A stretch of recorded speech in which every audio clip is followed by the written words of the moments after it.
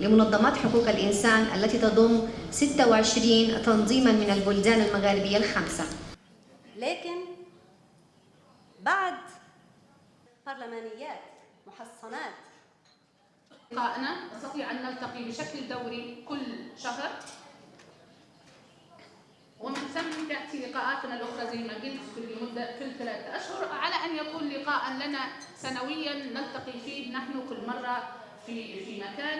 عن نفسي أنا من ليبيا أدعوكن من اليوم ومن الآن أدعوكن أن نلتقي في اللقاء المؤتمر الثالث. فينا في مدينة تسمية الجغرافية منطقة الشرق الأوسط وشمال أفريقيا مراعاة للحقوق الإنسانية.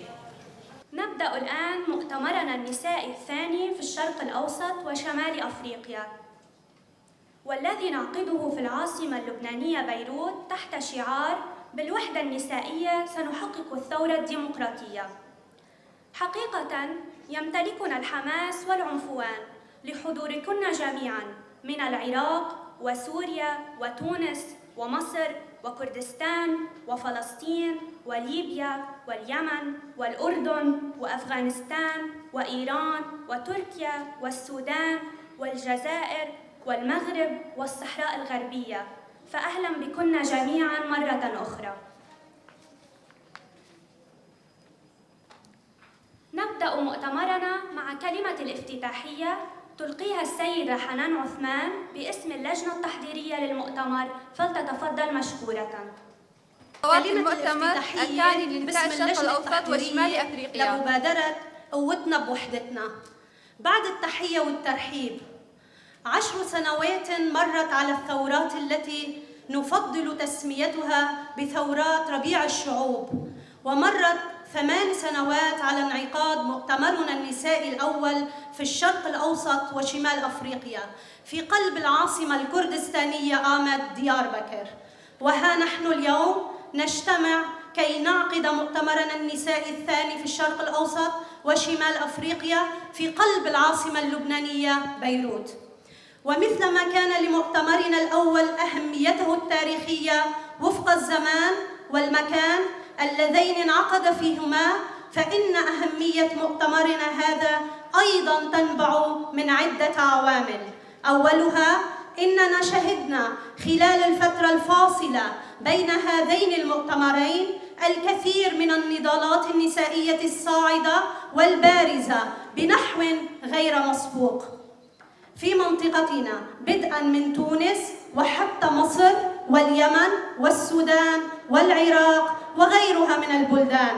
وبرز الطابع النسوي في التظاهرات والاحتجاجات والثورات الشعبية بشكل لافت ورائد أكثر من أي وقت مضى.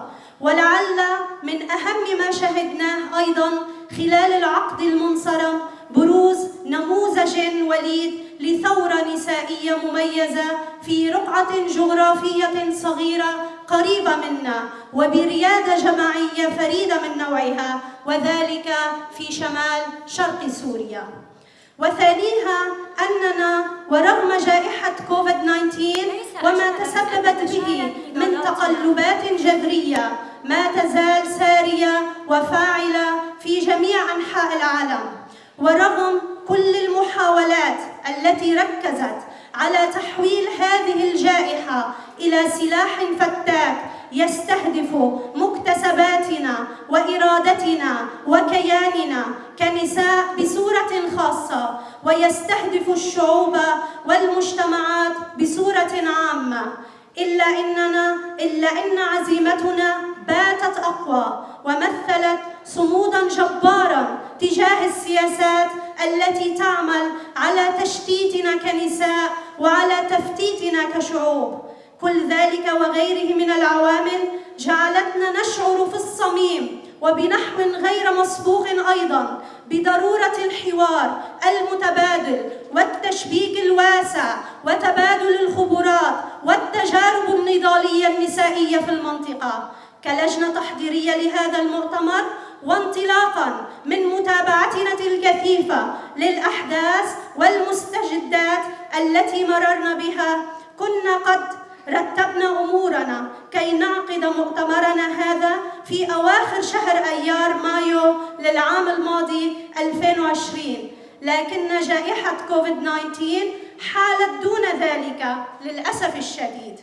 إلا أننا وبالمقابل لم نستسلم لهذه الظروف الطارئة ولم ننجر وراء ما فرض علينا ولم نعتبره قدراً محتوماً، بل حولت اللجنة التحضيرية لهذا المؤتمر والتي تتشكل من 10 جمعيات نسائية تنتمي إلى 7 بلدان، حولناها إلى مبادرة نسائية إقليمية وأطلقنا عليها تسمية مبادرة قوتنا بوحدتنا.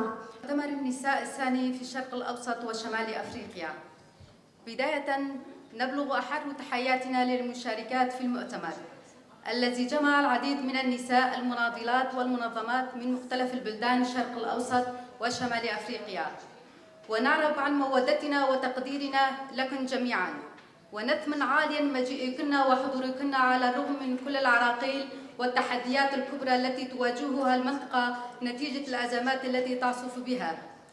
لقد انعقد المؤتمر الثاني الأول في الشرق الأوسط وشمال أفريقيا في شمال كردستان تركيا في عام 2013 تزامن انعقادها مع بداية المرحلة المسماة بربيع العربي، ومن حينها أي منذ 8 سنوات شهدت منطقتنا انقلابا جديا كادت تشمل كل البلدان وفي مقدمتها تونس، ومرت بمستجدات وأحداث كبرى إيجابيا كانت أم سلبية، ولعبت النساء دورا بارزا في الاحتجاجات والتظاهرات الجماهيرية المتصاعدة، مطالبات بالديمقراطية والحرية والعدالة والمساواة بالعيش في السلام والأمان. وشهدت منطقتنا صعودا بارزا للنضالات النسائية والتشبيك والحوار بين الحركات والمنظمات النسائية أكثر من أي وقت مضى. وأن دل هذا على شيء فإنه يدل على رفض النساء للأنظمة الاستبدادية الحاكمة وعلى جهودهن لتقديم الغالي النفيس في سبيل العيش بالكرامة وعزة.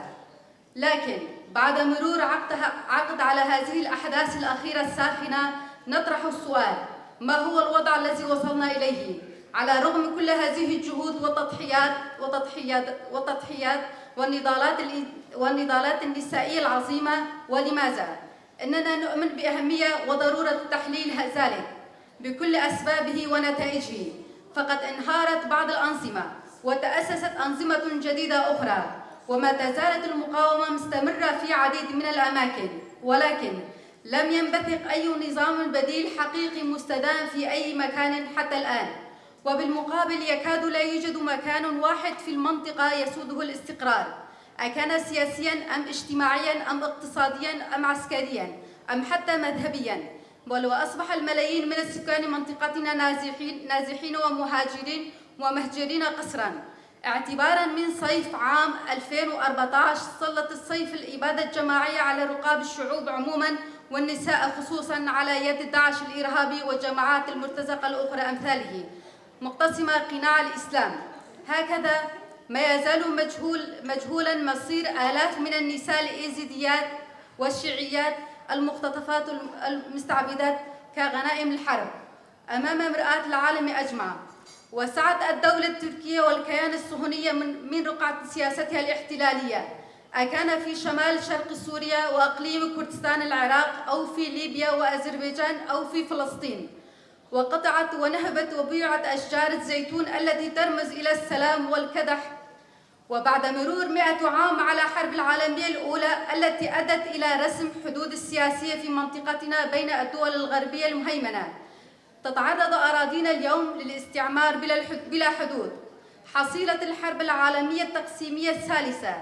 فبينما تحققت الحلقة الأولى من هذا الحرب العالمية الثالثة بتدخل أمريكي في أفغانستان وبارتكاب العنف والمظالم ضد النساء على يد حركة طالبان، فإن أمريكا اليوم تتفق مع طالبان وتطلق سراح قاتلي النساء، في حين أنها تسعى إلى تأمين الموطئ قدم للدولة التركية الاحتلالية الفاشية. إننا على قناعة تامة بأن كنا ستقمنا بتحليل كل هذه المستجدات وغيرها من الأحداث وبصورة شاملة وبعين الأنوثة الأصلية، ستشكل إرشادات الجماعية المنبثقة من هذه التحليلات دليلاً أساسياً لنا جميعاً، أي أن مستوى النقاشات والقرارات هذا المؤتمر سينعكس على مستوى نضالنا جميعاً، وعليه فمن العظيم الأهمية أن تشارك كل مندوبة بهذا الروح العالية من المسؤولية والوعي وأن تتشاطر تجاربها.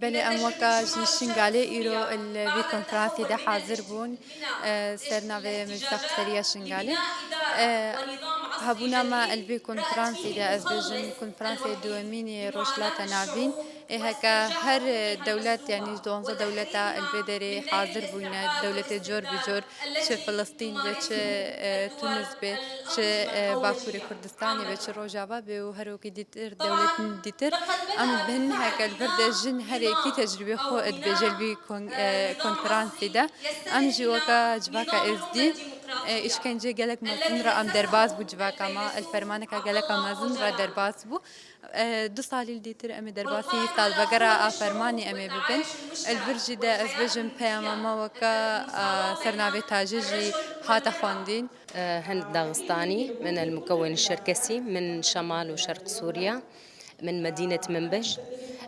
طبعا تجربة شمال وشرق سوريا كانت حافلة بالنجاحات على الصعيد المرأة الشركسية كانت غير فعالة بالمجالات العملية بالمجالات السياسية، لكن بعد وجود فكر القائد عبد الله أوجلان بعد وجود الإدارة الذاتية طبعا تعرفنا على فكر القائد عبد الله أوجلان. مصر طلعت تقريرها الثالث من شهر تقريبا، واحنا في المرأة الجديدة عملنا مناقشة عليه